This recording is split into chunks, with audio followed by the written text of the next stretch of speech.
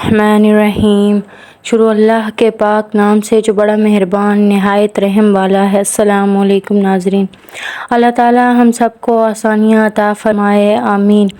اللہ تعالی ہماری زندگیوں میں آسانیاں عطا فرمائے، جو لوگ پریشان ہیں ان کی پریشانیاں دور فرمائے، جو لوگ بے اولاد جیسی نعمت عطا فرمائے، آمین۔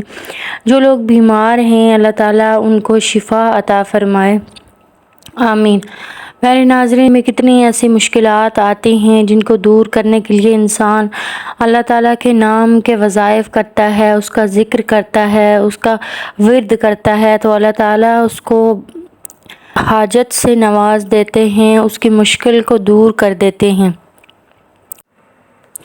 آج میں آپ کے لیے بھی کچھ اسی طرح کا وظیفہ لے کر آئی ہوں جو آپ کے ساتھ شیئر کروں گی کہ آپ کی جو بھی حاجات ہیں، مشکلات ہیں، رات کو اگر آپ اس وظیفے کو کریں گے تو صبح آپ کو انشاءاللہ اس وظیفے کا نتیجہ ملنا شروع ہو جائے گا۔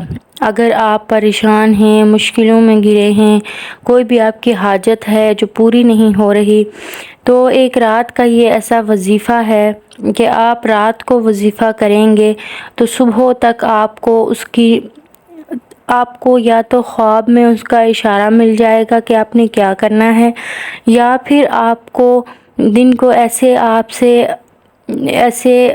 آپ اعمال کریں گے یا ایسے آپ کے فیصلے ہوں گے جس سے پتہ چلے گا کہ آپ نے کیا کرنا ہے زندگی میں اور کیا نہیں کرنا، اور آپ کی حاجات پوری ہو جائیں گی۔ بہت ہی مختصر سا وظیفہ ہے۔ بتانے سے پہلے میں آپ کو کہتی چلوں کہ جو لوگ نئے آئے ہیں وہ لوگ ویڈیو کو ضرور لائک کریں اور شیئر کر دیا کریں اور کمنٹ ضرور کیا کریں، اس سے ہماری حوصلہ افزائی ہوتی ہے۔